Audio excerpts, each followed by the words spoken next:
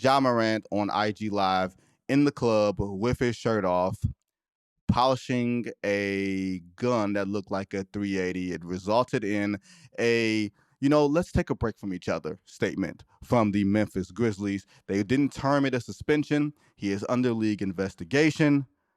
Jake, I'll give you my thoughts later. I want to know your thoughts right now. Well, that last particular thing you said about semantics was the first thing I was going to say. This was not a quote unquote suspension, right? Which I think that's important. And I think it's important for several reasons. The first being that the language, as reporters, as writers, the language that teams use in all of their public communications, I mean, people get paid big time money to determine exactly what type of messaging they want to put out there to the masses. And the fact that he was not suspended, I think, is very, very key here, being that Memphis, this is Ja Morant's team, man. Like, that's just the bottom line. They've been so scrupulous about how they've been building this thing block by block. Everyone I talked to with the Grizzlies is so willing and able to kind of deflect their success levels, just talk about the luck that's been involved and how they've been patient and they haven't been willing to do anything too much to shake up what they're building there. And I mean, obviously this is a giant monkey wrench and all of that, but to not come down and give him, and I'm not saying this to ridicule the process that Memphis did here. I just think it was super telling that he's just taking some time away for the team, and Nike is proud of him for getting the help that he says he seeks. This is not being framed as a punishment by any stretch, and I mean, this could be a big inflection point for this franchise moving forward. I mean, hopefully it is. If you're a Grizzlies fan, if you're someone who's rooting for the franchise, if you're just in general someone who is hoping for the well-being of probably the biggest candidate to be the next face of the NBA of American-born players right now, which I know is a great point that you wrote in your column on Yahoo.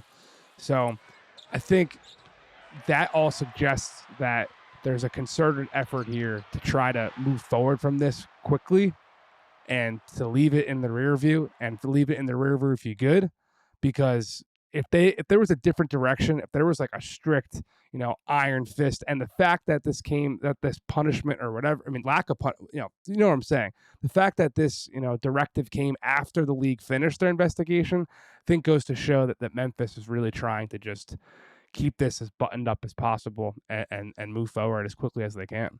Well, I don't think that the league ever stopped keeping their eyes on Ja Morant. You know what I mean? And I think you brought the point about my column, Jake, and that's where I was going to go was, unlike an Allen Iverson who was, counterculture and the league was very hesitant to embrace him, the league wants so desperately to embrace Ja Morant. Regardless of Memphis, being in Memphis, small market and everything else, he doesn't play for a legacy franchise. He is so very important to the league. The league is desiring that he steps forward into that post LeBron, post Steph Curry, post Kevin Durant NBA.